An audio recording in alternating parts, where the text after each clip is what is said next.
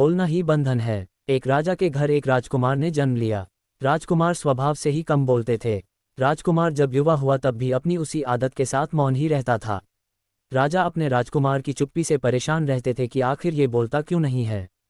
राजा ने कई ज्योतिषियों, साधु महात्माओं एवं चिकित्सकों को उन्हें दिखाया, परंतु कोई हल नहीं निकला। संतों ने कहा कि ऐसा लगता है पिछले जन्म में ये राजकुमार कोई साधु थे, जिस वजह से इनके संस्कार इस जन्म में भी साधुओं के मौन व्रत जैसे हैं। राजा ऐसी बातों से संतुष्ट नहीं हुए।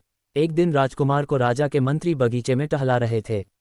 उसी समय एक कौवा पेड़ की डाल पे बैठकर काव काव करने लगा।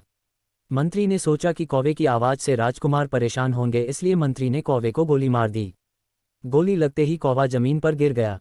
तब राजकुमार कौवे के पास जाकर बोले कि यदि तुम नहीं बोले होते तो नहीं मारे जाते। इतना सुनकर मंत्री बड़ा खुश हुआ कि राजकुमार आज बोले हैं और तत्काल ही राजा के पास ये खबर पहुंचा दी।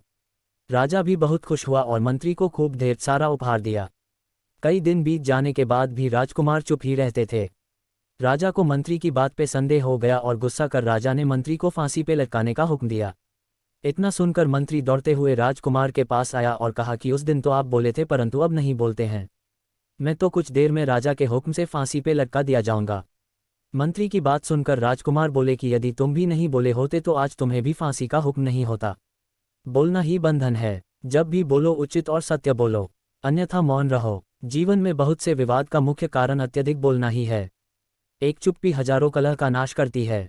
राजा छिपकर राजकुमार की ये बातें सुन रहा था। उसे भी इस बात का ज्ञान हुआ और राजकुमार को पुत्र रूप में प्राप्त कर गर्व भी हुआ।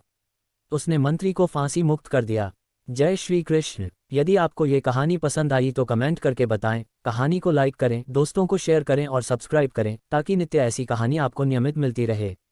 धन्यवाद।